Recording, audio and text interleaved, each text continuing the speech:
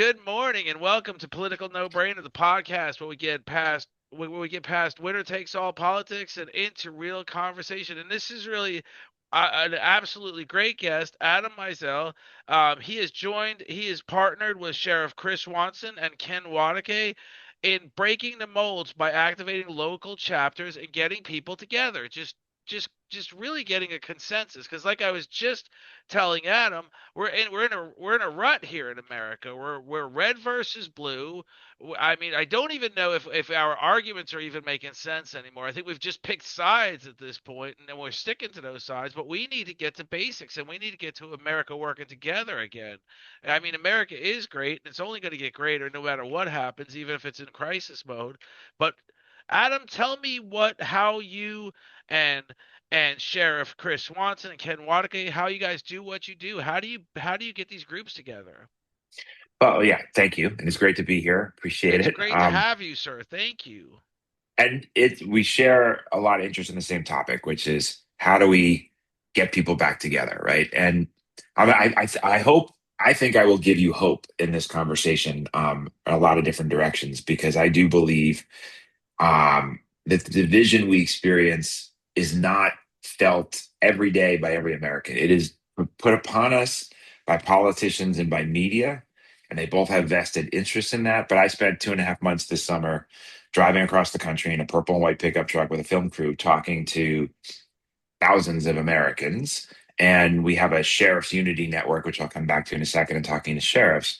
And the thing I consistently heard was number one, everyone defined unity, and we have a movement to build unity. That's what Us United is. But everyone defined unity, similar 10, 12 words, some subset, respect, listening, communication, trust, golden rule, teamwork, alignment, compassion, empathy. And I think that's important because you can't fix a problem if you're not defining it the same way, right? So we've got Americans, didn't matter where in the country, where it didn't matter who they were, age, race, religion, sexual orientation, similar definition. The other thing that was really interesting is that, again, thousands of people randomly we spoke with. The majority do not believe that we are as divided as presented by politics and media. They really don't. And even those who did say, yeah, we're really divided, don't want us to be. So again, a lot of encouragement when when all Americans say we don't want to be, and the majority don't even think we are. We think we're getting kind of sold a bill of goods by people who have invested interest in dividing us. And the third thing I heard consistently was we need hope. We need hope. And hope is a really powerful word, right? Because what were people saying? We never see or hear other people thinking we're not as divided. So, Adam, you showing up, this crazy human being in a purple and white pickup truck, well, you're giving me hope. You're doing something, right? If you can drive across the country in a pickup, I can do a little bit. And also telling them stories, saying, hey, this is what Jeff thought in Florida, and this is what Steve thought in Texas, and this is what um, Sabrina thought in Illinois, and it should work in New Jersey too, right? And people are like, God, I didn't know all these people were saying these things. And so that's what we saw. And I think it gets to part of what we need to do to your initial question, which is, and what Us United is out there to do. We got to change culture. We've got to make unity cool, relevant, at the forefront. We're not going to eliminate the human desire to watch fighting. It's in our genetic DNA, right? But we can make stories. We can show them what unity looks like as at least an alternative. And we got to engage the hundreds of millions of Americans who make a difference because I think a big chunk of that hope problem is people look around and say, God, I'm not the president, I'm not a senator, I'm not a governor, I'm not whatever. What am I going to do? It's too big for me. I'm going back to school, to work, to TikTok, to the beach, to whatever it is. And I get it. But that's not right. If all of us do a little bit, and we'll talk more about it and what we're doing, but think about it. If every one of us once a week, instead of posting garbage or criticizing in social media, once a week, you, me, everybody posts, hey, I did this to help someone. I did this to build a bridge in my community. I saw someone do this. I took a video or a picture. We're changing the algorithm. If 250 million people were to do that, the algorithm changes and the media starts talking differently and covering that. I mean, we do have the power and we just have to understand that we do. And that's absolutely just kind of what I do is I bring on people from all everywhere, right? And I agree 100% with you. I feel like people are tired of this whole friction. They're tired, like, and they don't want it. And they don't even believe it's there a lot. And I think I work with people, I have friends that I disagree with, and we don't disagree that much. I had Lieutenant Colonel John Lapido on this show, and he said, "You're one of the liberals that listen." I'm like, first of all, I'm not that liberal. Second of all, I'm sort of center right. Second of all, I understand you were a lieutenant colonel flying missions over Afghanistan in a helicopter for 30 years. You felt like, and you knew that under Obama's presidency, under Biden's presidency, your life was more at risk than ever before. But under Trump's presidency, where you had a free hand to do what you had to do, you felt safer. So you're always going to have that connection with Trump, and people are going to have that connection with Lieutenant John Lapido. So how do we get the understanding that even if you disagree, the personal experiences that people have had from a gentleman that told me he lost his retirement was decimated by Biden's policies, and Trump would have never done that. So we're getting into. I know I'm getting deep and going deep, but Yeah. but um, these are things that are happening right now. And when we think of unity, when we finally come together and say John's got a point, the gentleman I talked about his retirement's got a point. How do we get together and understand their point, and how do we build a brighter future for our children where we're not so involved with so many wars, where we're not decimating people's retirements, where the growing chasm between rich and poor is not so growing, is actually shrinking at some point in time? Well, yeah, there's a lot in there, but let's go. I agree with you. Start with, and I think you said something incredibly important because this is one of the pieces of advice I give to everyone who asks me when that people come to me and say, we're on the road, all the things we're doing, come back and say, you know, that person on the other side, they don't listen to me. They just tell me I'm wrong and they're right, right? And it didn't matter whether that person was wearing a red jersey or a blue jersey, I would hear that. And you hit on one of the things I say all the time. I say, step back for a second.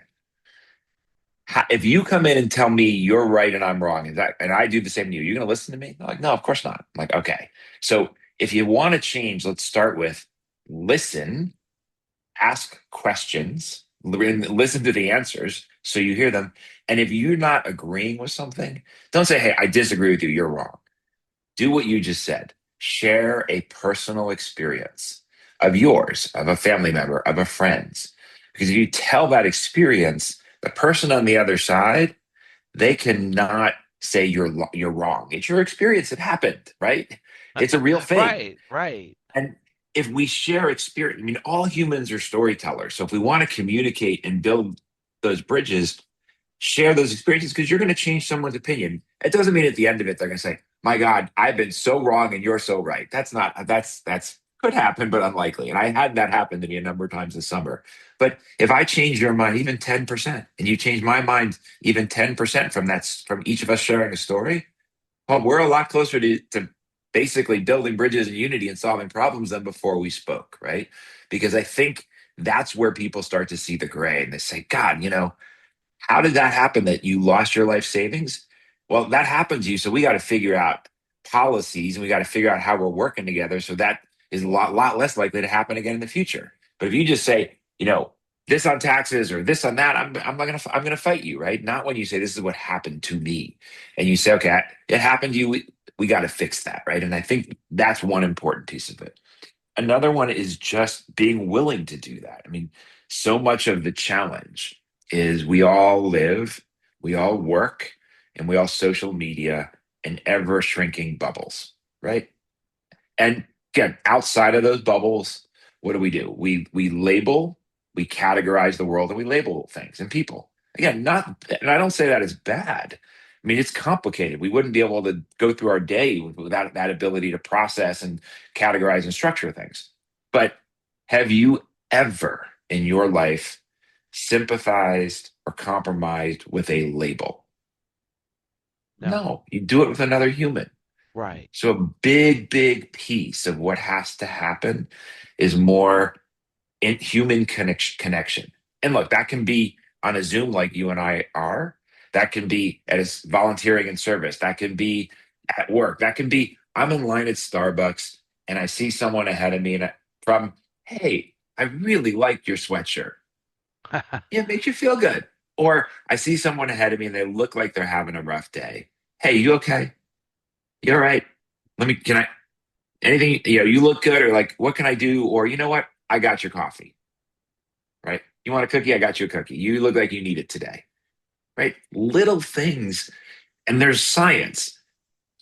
All of us, our emotions and our endorphins, when you do something like that, the person providing the service or the benefit gets an emotional endorphin high, the person receiving it, people watching it, the same thing.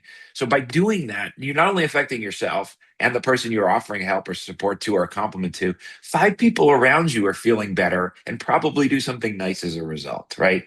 Those are the kinds of things and the small steps we need to take to be engaged, right? And I'll come back to more, but I think those are examples of things that do make a difference. And back to it isn't so big, but we have to remember that.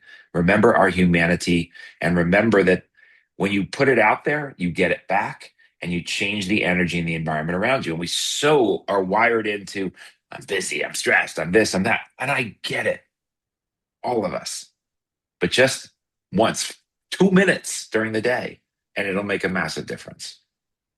Right. And imagine if Adam Mizell was able to do this Zoom with 10,000 school children across the country and say just that. Teach them, listen. Tell your mom, thanks mom for all you do this. Thanks for my lunch that you made me today. Tell your friends, you look good. That's a cool sweatshirt in school. Tell your teacher, thanks for sitting over and helping me with this math problem. We're not doing enough of that. I try to do it on a daily basis, but we're not doing enough of that. And what we are doing a lot of is essentially, I'm not saying physically, attacking one another's views on politics. It's like you said, we're always like at work, and when we're bored, we're doing this. And oh my God, Trump said that, and then you belt it out, you think out loud, and it starts a whole convo that's pretty much going to go the wrong direction somehow, some way.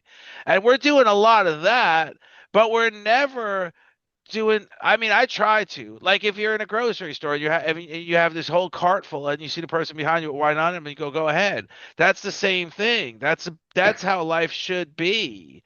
Or like right. when I see the guys mowing my grass because it's this giant yard, I bring them drinks, and I bring the guys picking up the trash drinks if I'm home when they actually be by my house. So these are all, and I just think we should not only be having this conversation, Adam and Jeff. I think somehow teachers should be conveying this message to kids. Somehow Adam should be conveying this message to. We have the technology to get you out in front of a million people on one Zoom, on one. I mean, teachers can choose to log into this right now and hear that life lesson you just gave. Totally right. And you're getting back to, again, why Chris and Ken and I started Us United. We said, there is, I always say, thinking of the context. As you think of brands for division, you got five or 10 in your head already, including Republican and Democrat, right? All right. Tell me a brand, think of a brand for unity. Well, I Doesn't don't think there is exist. one. No. You got it. That's why we started Us United. How are you going to have unity if you don't have a brand, right? Like sitting behind me, we got cool purple hats. Wear these hats, right? T-shirts. I mean, I'm not. My point is not to sell merchandise, but the point is just like you're wearing a Reebok T-shirt right now. That's a brand. Like you're. And if I were wearing a New York, I got a Mariano Rivera jersey behind me, and I'm a Yankee fan. If I'm wearing a Yankee hat, someone sees me in a Yankee hat. Doesn't matter whether they could be diehard Biden, diehard Trump. We're friends because we like the Yankees, right? Well, Right. brand of unity, same thing. If you start seeing people wearing that, you're like, hey, we may be different, but clearly we believe in coming together in unity. Great. Purple, color of unity, right? I wear purple all the time now.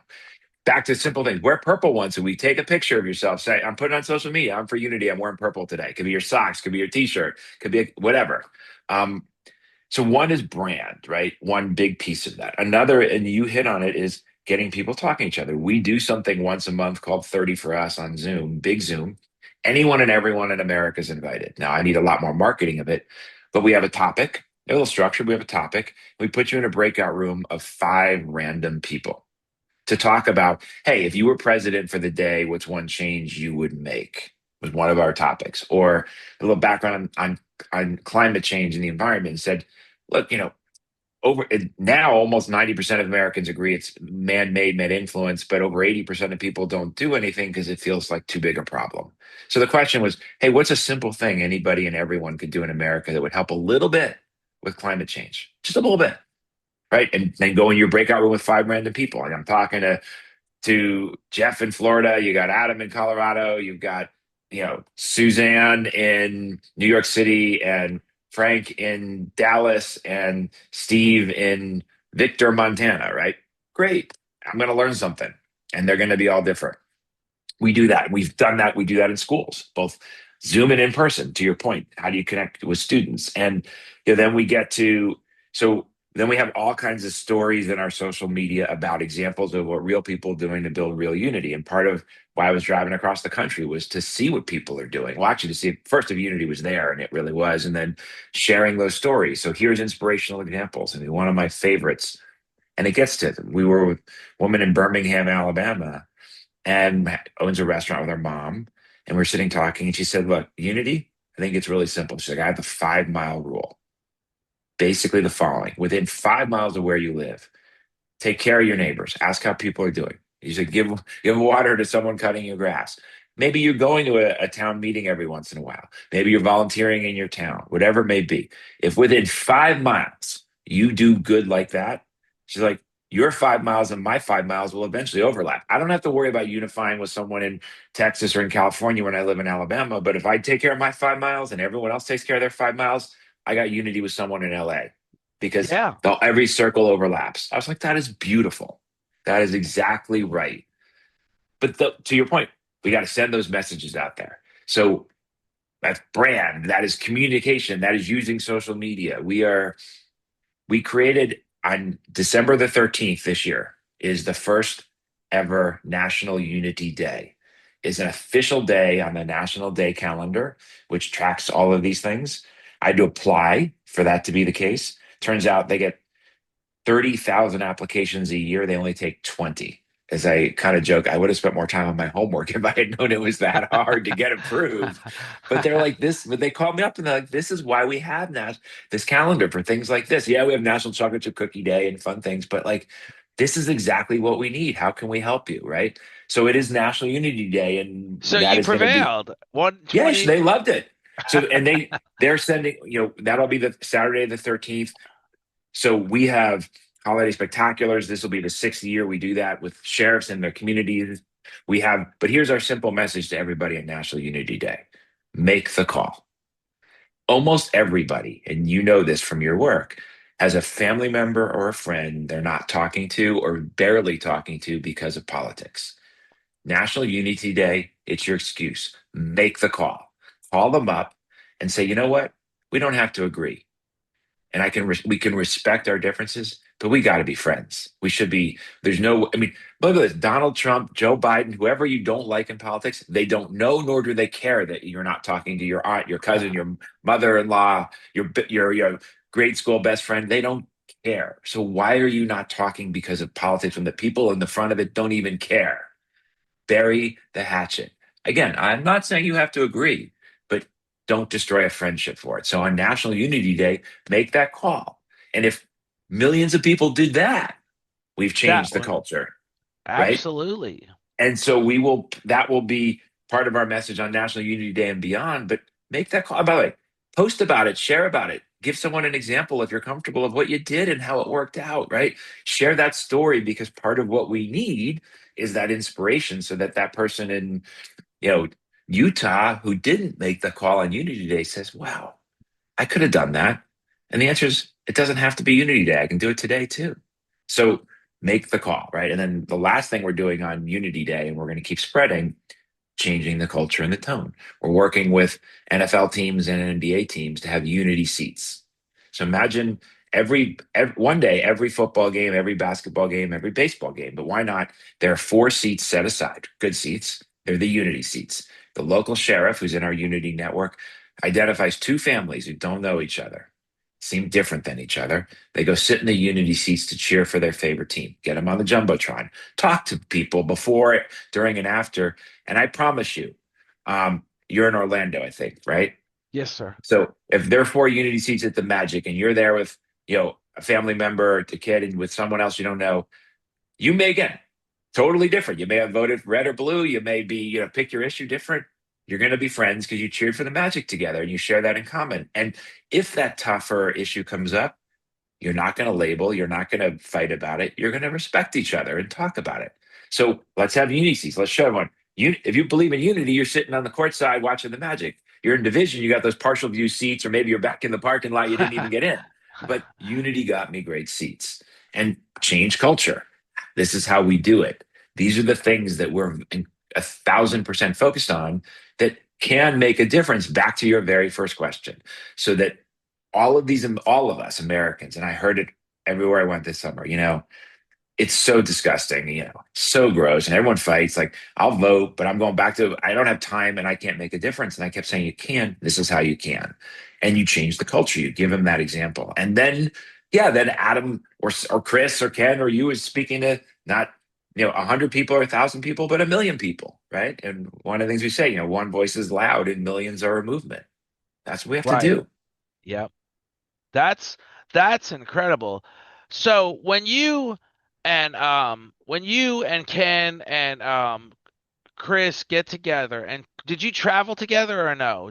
It was you, right? On the This summer road? was just me. So I mean, Chris is, he's the sheriff in Genesee County, Michigan, which is where Flint is. And so one, he's got a full-time job doing that. Right. He's also actually running for governor of Michigan. So he's got another full-time job being a candidate running on Unity to be the governor of the state of Michigan. Ken is in California. Ken has five children. So, four of whom are under 12. Is it getting Ken? He's Ken is a busy. different kind of Unity. He's got a different kind of Yeah, Unity going on in he's his life. busy. So, Um, so Chris is running for governor of Michigan and actually talking about unity, which was really going to be one of my points was how do we get candidates to talk about unity? right. How do we get candidates to listen? And what would be really interesting is if a candidate listened and didn't necessarily build on his party line and just listen and said, you may be right. We may have gotten this wrong. Imagine that. How would we Mhm. get more candidates to do that? Well, I think I believe we get the government that we deserve and that reflects us. So we have the government that reflects the all of the divisiveness that you and I have been talking about for the last, half an hour, which again, I believe is more driven in 15% on each side that they're very loud, but our government reflects our culture. If we want to change that, we need to change ourselves and our culture, which is everything I've been talking about. Because part of what does make that happen, if instead of most voters showing up every 2 years or 4 years in an election listening, looking around, saying, this is awful. It's only gotten worse. I hold my nose. I make my vote of the lesser of two evils, right? It's just a lot of people think, I mean, I just, again, as I traveled around this summer, I did not, I certainly saw there was some small number of people who loved Donald Trump. And I certainly saw a small number of people who would loved Kamala Harris or Joe Biden. But again, the vast majority of people I saw were like, they're all flawed. Who's the lesser of two evils, right? In the presidential case. And I think that's trickles down in a lot of elections because of what you said. We get these people that are extreme in and who makes it through the primary. But instead of disengaging, right? Because if you do disengage and show up another 2 years, it only gets worse because the only people engaged are the aggressively committed to division people on both sides. If people stay engaged, again, be in a movement for unity, show up at 30 for us is volunteer a little more, wear purple, wear a hat, go to unity seats, have people talking about it. All of a sudden, when someone thinks about running for office, they look around and say, look, you know what? There's a pretty big group here in the middle that's engaged. Again, they're not political junkies, or I'm not saying they're sitting there watching, you know, meet whatever, CNN or Fox or Meet the Press and going, no, but they're engaged in their communities. They're out there saying, we want unity. And the way they're doing that is they're wearing purple, they're wearing a hat, they're going to volunteer. Like I said, they're volunteering, they're out of unity, whatever it may be.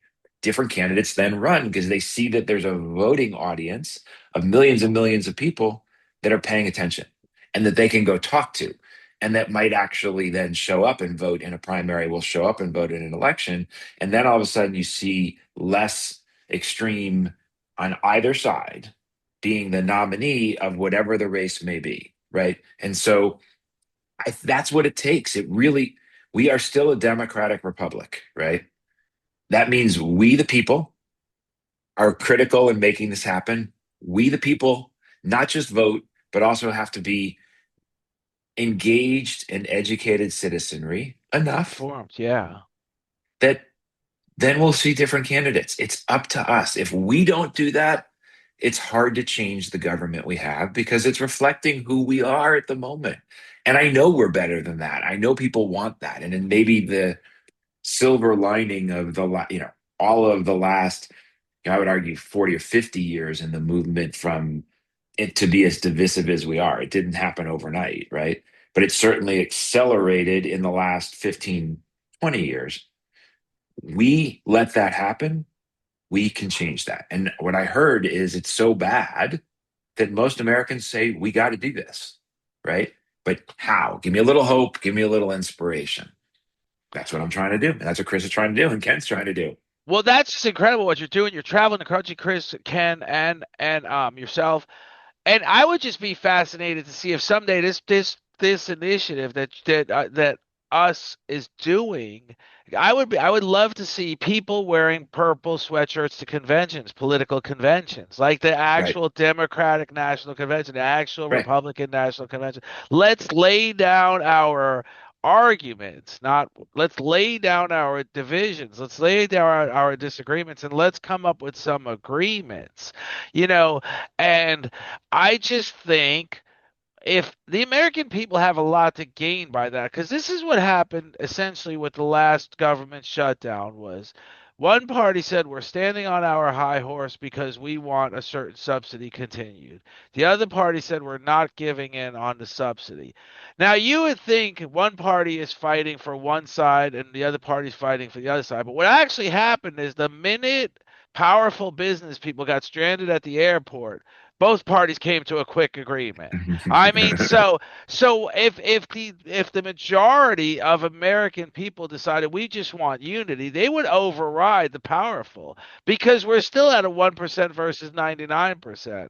What's happening now is the 1% is convincing a lot of the 99% you better stick with us.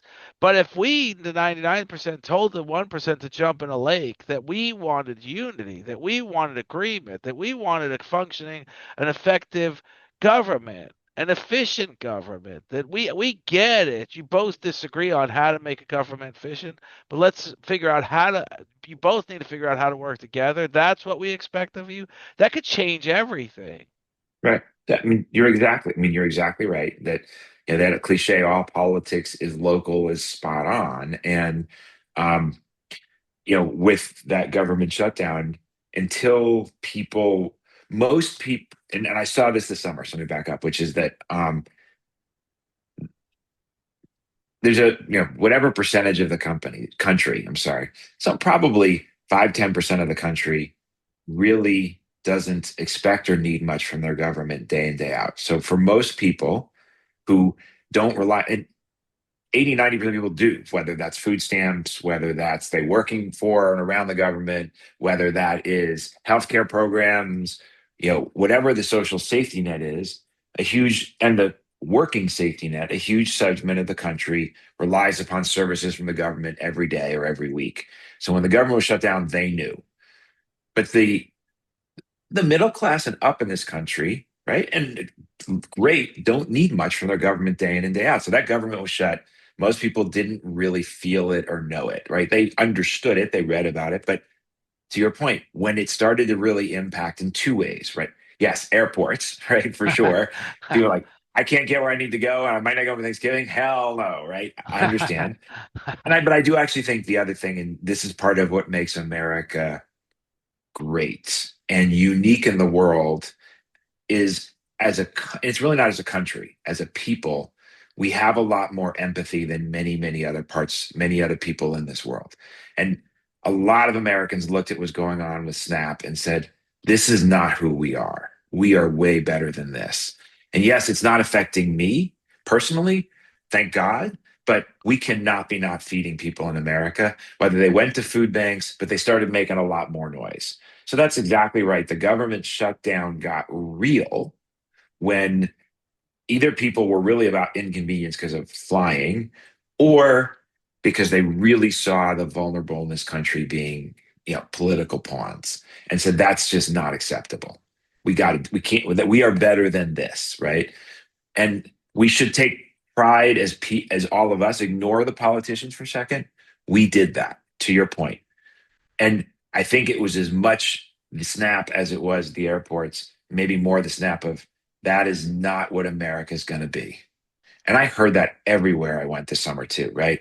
Which is we have to take care of each other. And we talked a lot about immigration on the road, right? People bring it up. I was there to listen, but almost all Americans felt like 1,000% we need to. You're not a country if you don't control your borders, right? Like your border can't be open. You have to have a real immigration policy. And we talked about that a lot of people. But the other thing most everyone said is we got to figure out people are here. We can't be kidnapping people off the street and throwing them out of the country with no due process. And if people are here, most Americans said, back to my empathy point, someone's here, whether they got here at this point illegally or legally. If they're here, they're working, their kids are in school, they're paying taxes, they're making the country a better place. The answer isn't to throw those people out. If you're a criminal, you're living off the system, they're people, Americans have common sense. They're like, look, yeah, if you're not helping the country and you're here illegally, you shouldn't be here. If you got here illegally and you're now helping the country, you got a family, like we're not heartless, cruel people, because No. we're not. And so much I heard about, the golden rule and Jesus and the Bible. We are a very fundamentally religious country, which there's goodness in that. And people would say, Jesus didn't throw the poor, didn't throw the immigrants out. He held out his hand to help them. And that's what most Americans were saying. And that's what you saw with SNAP, I think. That's what you saw with a lot of those issues. People were like, no, that is not what this country is. And from those points, we can build together. We don't have to agree on everything. Unity is never going to be uniformity. Unity is never unanimity, nor should it be. It would really be boring as a place if we were, right? It And it's wouldn't not, work. Yeah, it wouldn't yeah. work. It's not realistic, but it'd be boring Right. as hell. Um, but it is a belief that we need to find places to work together to move forward. We need to find solutions to problems. And I that's to me the silver lining of the shutdown is ultimately we the people showed that better than our government yet again.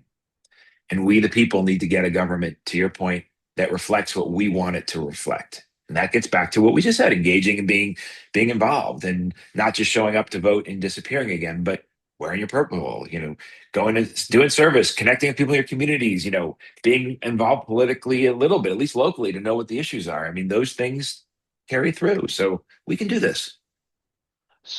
And one of the things that you said about Snap, and I just think it was just beautiful. And the shutdown was not beautiful, but one thing that came out of it that was just beautiful was my kids' schools opened food pantries and Yeah. told the kids, bring food, and like my kids need volunteer hours for the National Honor Society. Bring food and we'll however they estimate what the food Sure. value is, they'll give you in volunteer hours. And there was this sense of normal people, teachers, parents, PTAs came to a solution, whereas our paid government officials couldn't even come to an agreement. I called lawmakers and I said, I don't care anymore. Open the government. Give the give who's ever give him the CR. At that point it was called the continued resolution. Yep. Forgo the subsidy, agree on that later, open the government. That didn't happen. Those calls didn't resonate in our lawmakers' ears. But what did happen was our schools, our parents, our PTAs, our kids were bringing. I bring my kids to school. Kids were bringing bags of groceries into school with them to stock that food pantry. And that's just what you said about America is not as divided as we think they are.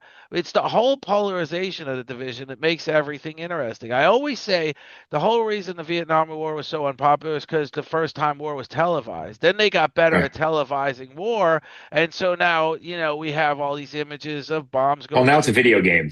It's a video game, right? Yeah. And so. But this wasn't a video, and we didn't make our kids creating food pantries a video game. I would love to send those videos to our politicians and say, you guys are a bunch of pieces of crap because our kids are doing better and more than you've ever done in this particular instance. And typically it happens all the time that way, where we hold a door for one another, whether they're Republican or Democrat. We're kind to each other at the voting polls. I mean, but the idea that there is so much money in division, there is so much the government shutdown, people benefit, people wealthy people profiteered from, but vulnerable people got hurt. And like you said, it's we I didn't profiteer and I'm not vulnerable, so I'm not in either category, but the unity piece is the piece that matters. It's really the piece that can override everything. And the fact that you guys are out there, you're out there on the road talking to people, realizing that the divisions aren't as big and as bad as we think they are, is really a big, huge step. And like you said, then having these conversations with people and kids about how do we improve the environment, how does it mean putting a gasket in your faucet in your kitchen sink so it doesn't leak water all day, or how what comes to their minds, you Right. know so it's really incredible to think that we all, like me and you and so many of us, agree, but yet the people in charge are still there holding on to that power and utilizing it in a bad way. But again, we have the power. I mean, I agree. I mean, we're giving it to them. Right. Whether we mean to or not, we are, right? And so, yes, it takes people.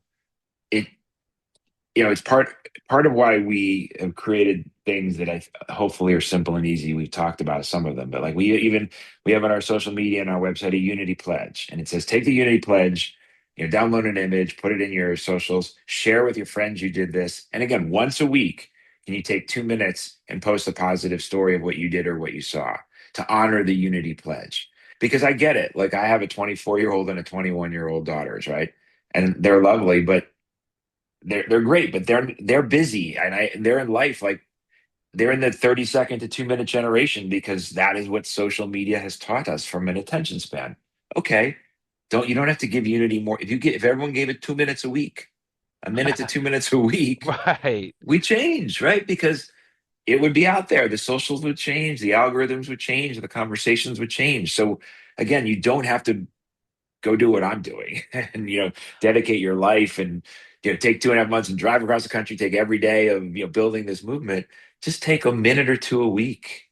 We can do that. But I think it has to be that. And that's why I am at this point, when we started this road trip, our first week we were in Nashville. We'd stopped. That was the first weekend we got into Nashville. One of my college roommates lives there, a very close friend, and our director and our team and a couple friends with a bunch of people that I know there. We were out to dinner, and I described that dinner felt like an intervention for me because my roommates Dandy and our director Michael they grabbed me at dinner, and then everyone was listening like Adam, we've been talking about this. You have to be in front of the camera on this road trip. You can't just be off camera asking questions. I'm like, what are you talking about? I'm like somebody, like it's a hero journey. Someone's got to be the hero. You're the only one who can be the hero. I'm like, I don't want to be the hero. I just want to sit over here. Like, too damn bad. If you want this to work, you have to do that. I'm like, gosh, okay, fine, right? And it's and we'll see. We're making our road trip. We're making a documentary. There will be a movie about what we learned and what we saw, and hopefully to help inspire people back to what we talked about. But to this point here, like, yeah, now I have to go out and keep telling the stories that we're talking about today in as many forums as possible because people need to hear them and they need to see them and they need to feel them. And that's what maybe can change some behavior. Like there's a great video. It's 20 years old now, and it was and people. If I tell it, you might remember it. It's a gentleman who's in a park, and I think it was in Germany, and he just stood up and started dancing like a crazy person. In the crowded park. Think of Central Park in New York in the summer, and he's just dancing crazy. People are looking at him for a few minutes. He's just dancing, and everyone's looking at him, right? And then after 3 or 4 minutes, someone else gets up and starts dancing with him. And then, like another minute later, two or three more people come. And then within 10 minutes, hundreds and hundreds of people are dancing crazy because it just takes a little Yeah. while. It doesn't happen like that. So I'm that crazy person dancing, and there's a few people who've gotten up since then, but we've got to get more and more. And And I that's think you part will of it have is, a lot more. I think you really yeah, will gain a lot of traction. Admiral McCraven tells that story when he was in SEAL boot camp about how they were standing in the freezing cold mud, and the instructor was saying, "All I need is five of you to drop out, and then everybody graduates or everybody passes boot camp." right, And instead of five of them dropping out, one started singing. And Admiral Craven says it was completely out of tune. But then another followed, and another followed, and then right, the boot camp the drill instructors were saying any more singing and you're all gonna fail. And then they all started singing, and they were right, all. And he's like he right. said, it sounded terrible, but we were all singing, and we didn't. And so, I mean, And they didn't that's the feel kind of cold. thing. Right. And he said it Yeah, actually he did say in his thing if he watches that the mud felt a little warmer and the time felt like it was passing a little quicker.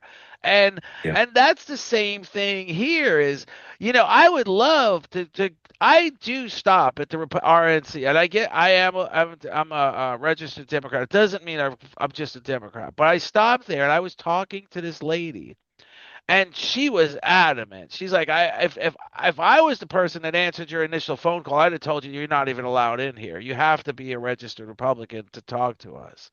But we got along finally, and I'm like, we're not that far off. I'm like, we're right, really not that far off. But yes, and that sense of understanding, that sense of unity was pretty incredible. Because when we left, we had a good feeling about one another. We still disagreed, but we had a good feeling about one another. And sure, she was very strong in her opinions, and she liked to make her opinions more harsh than they had to be. And I was fine with that because I was like, I don't necessarily agree with you, but you know, so for example, I told her Charlie Kirkster. I said I saw him lambasting college students for going to college and saying there's no good, you're going to get nothing out of it. And I said I have questioned the integrity of some college educations, but I've never knocked kids for for going to college and telling them you're not going to get nothing out of it. So the approach is a little different. And there's that we need more of that kind-hearted conversation right, and come to conclusions in a way. right. We need to be out of the bubbles. I mean, you said I'm going to get out of my bubble. I'm going to go to the RNC. That's amazing. But that's exactly right. Which is again, and there's data when you look at survey data. I mean, between 65 and 70% of Americans are within 5-10% of each other in the middle, right? They don't believe it, but they're there. And if you there's all kinds of surveys. There's all unity, right? You ask basically, what do Americans do you strongly agree, disagree, strongly disagree on? Go down the list of separation of church and state, First Amendment, freedom of speech, Second Amendment, right to own guns. Go down the list of all of them. Somewhere between 92 and 97% of Americans agree or strongly agree with every one of those constitutional points. There's not division on these No, things. no. We really do agree on the fundamentals of our Constitution and how our country should be run and what our core beliefs are. Yes, the implementation and the nuance is more complicated. So I'm not trying to be overly simplistic in that statement, but that's the foundation. We're not disagreeing. There is there are not there are certainly people who don't think, we'll take a hot button issue, guns, like the Second Amendment, that people in America should be able to own guns. That's a very, very, very small amount of people. The nuance gets to what are the constraints, what are the rules around it, how do you have to get approved? But if we all believe, or 90, I think this one was 93% believe in the Second Amendment, we can agree on a gun policy. There's no Oh, question we can. We're not being allowed to because of splinters and smaller groups that are dominating the discussion on either side that are trying, and they vote more actively. Back to your question and answer, right? Who shows up in that primary and votes? Well, on the gun issue, whether they're the NRA or whether they're the very liberal on the left on the Second Amendment, they're going to vote. So if you're running, you're like, well, I got to get elected. I got to get their vote. I got to tell them what they want to hear, or I've got to follow what they want. Well, again, that only exists because we're not as actively engaged. The rest of us, right? right. We can fix this. And I'm not here about a political movement. I think unity comes way before politics. I don't think you get to single issue. That's sort of my view of until you have this culture that believes in unity. Then you can tackle whether it's guns or abortion or you know Hamas in Israel or deficits or healthcare, immigration. You can get to those conversations if you've entered it with multiple people from the perspective of we're here to figure out and understand each other and find where we can start at common ground to build policy to make a difference and make improvement, right? Doesn't matter the issue. We got to do that. That's where we've got to go, and that's where we have to change culture. Back, all the things we talked about. So Yeah, absolutely. I agree 100%. Unity is everything. I got to say, and I don't think we bring up these points enough. I am so impressed with several of the conservative justices on the Supreme Court and their ability to juggle difficult questions and not just see it on the conservative side.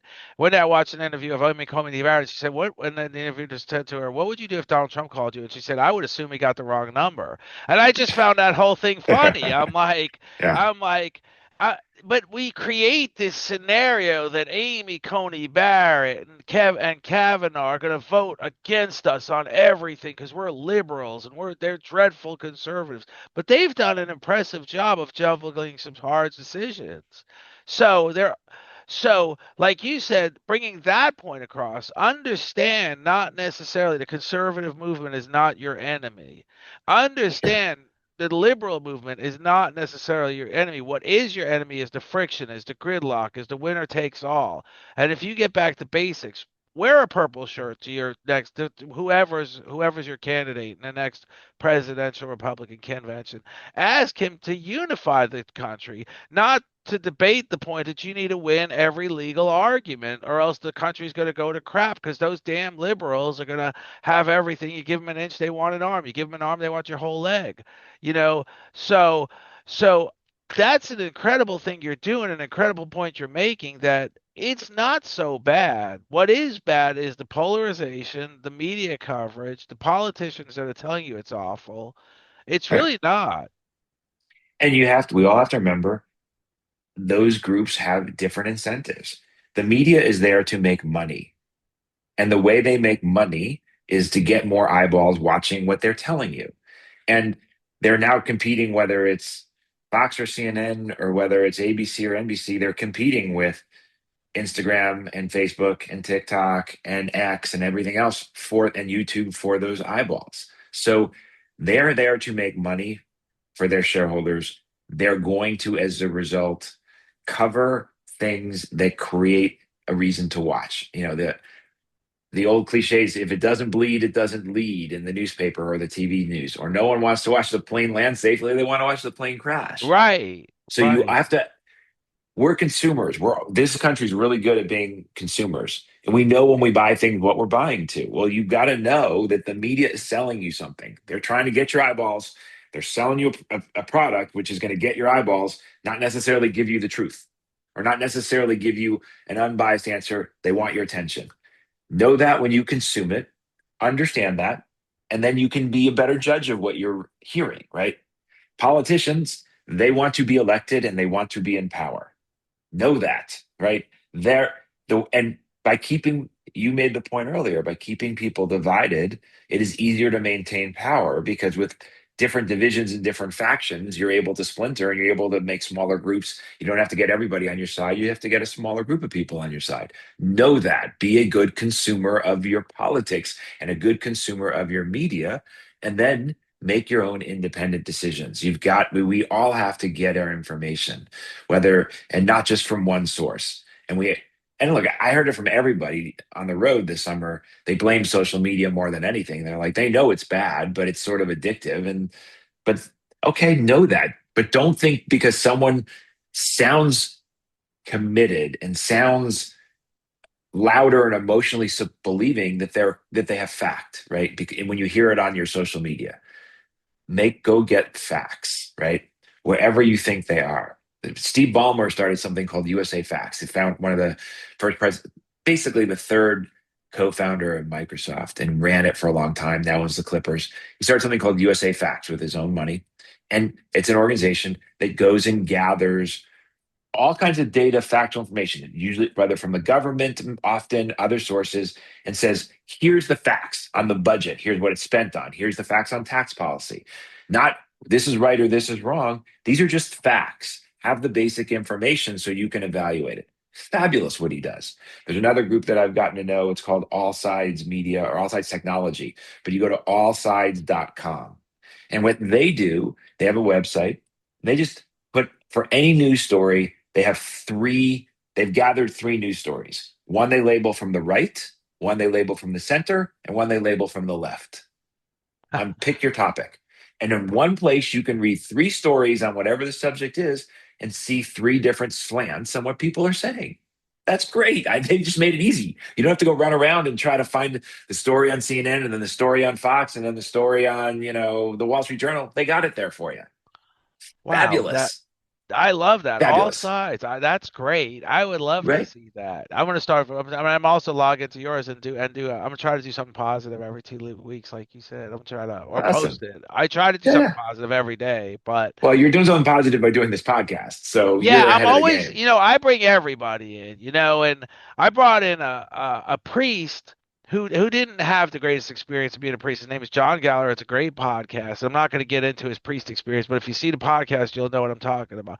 But I'm trying to bring him back, and we are talking about we're going to have lunch about what can the church do good, what's unity? Because I brought in another guy um, that was talking about just that, how churches are the most underused real estate in America. Can we have churches have really good hot cooked meals for kids that are suffering with food insecurity? Have a Yeah. place for them to go because food insecurity leads to a life of crime. It really does. I mean, Sure. it's one of the biggest catalysts to a life of crime. They're desperate and they turn to somebody that has something to offer them for for offer them a fee for maybe delivering drugs, and then they have money for food.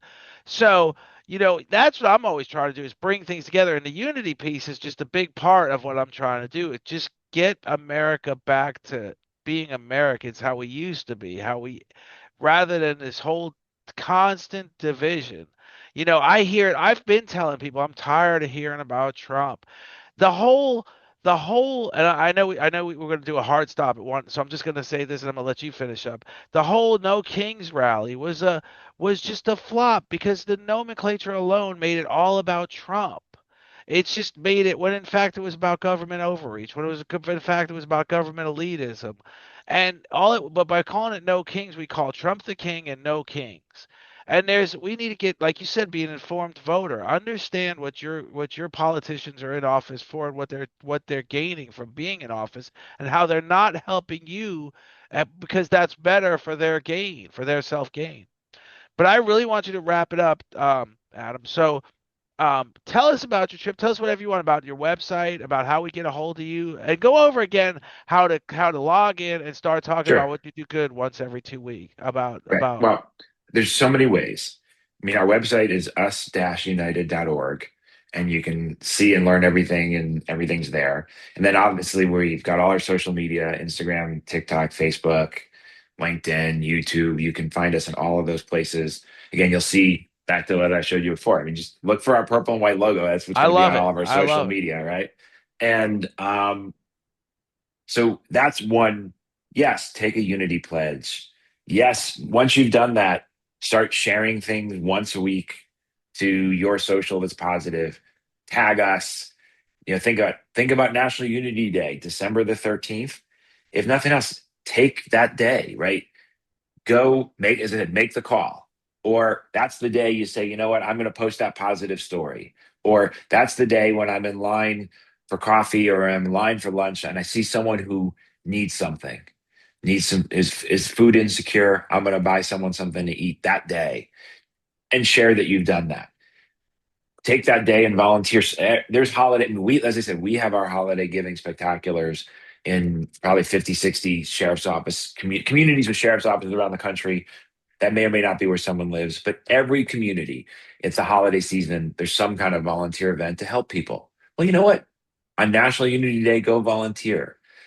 You build relationships in service. You don't argue with people in service. You feel good and they feel good and you find common ground. Those are any of those things, and just keep doing it a little bit, right? because it feels good. If you had a good time, you're like, you know what, that was great. Next week, I'm going to give that person a compliment. I'm going to check on that elderly neighbor and make sure they're okay. Or I'm going to go bring a drink to the person who's taking care of my lawn. Whatever it is, it feels good. Do it again and then do it a little more and spread that word that you're doing it. Those are all really easy things, right? So we're not asking people to move mountains. We're asking people to just take a few minutes out of their week, think about other people, think about unity, think about what you can do, and then share that you're doing that. And we're changing culture.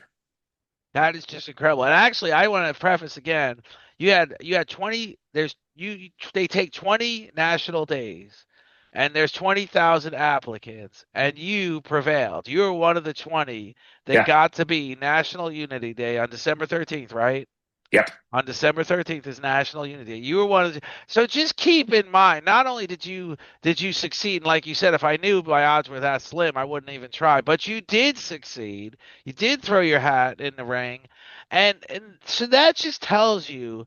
So imagine what the 20,000 out there were. There's a lot of important issues. They're not all like, so that Right. just tells you how big this movement can be ultimately, because it really is it will be a significant, it'll be the way we make a significant change in the way we act every day. That's just something I just love it. I just love it. Like I said, I bring the guys drinks out there. I always buy. My kids don't even drink Gatorades, and I buy 2 cases of Gatorade in the garage fridge for them. And Yeah.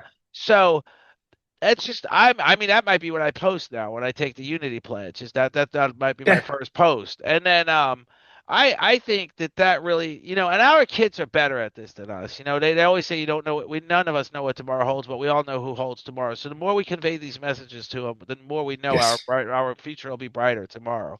So I absolutely appreciate you being on the show, and I think I would love to have you back down the road. And I'll send you an email, and hopefully we could do it Sure. again because I want to follow up and see how far along you got, and see if you've done another road trip, and see how long, and see. And I just Yeah. want to, I just essentially I want to be a part, understand your movement all the way through the next years, and be Great. a I love part. to. Yeah, that's great. So thank you so much, Adam Mizell, um, and I, U.S. United. I'm looking forward to having you back on the show, and I really appreciated you doing the show because you've just had some incredible input. And it really just makes me excited to do what I do, more of what I do, to just keep plugging away and finding answers. Don't give up. You neither. Don't. You're a lot I'm further along relentless. than That's one of me. my strengths. And it's often a strength, sometimes a weakness, but I'm relentless. So keep being relentless. I will absolutely. I love it, so I'm never going to give up. But I mean, you're doing an incredible thing. That's more. Thank you. Thank you, Adam. Thank you so much. So, we will talk again. And I will send you the link when this is up on our podcast, so you can spread Great. the Yeah, word. we'll Yeah, promote it. We'll do all the things. Yeah, send us yeah. everything. Thank you, Adam. Thank you so much. So, Thanks. talk to you soon. Thanks. Be well. Thanks. Bye.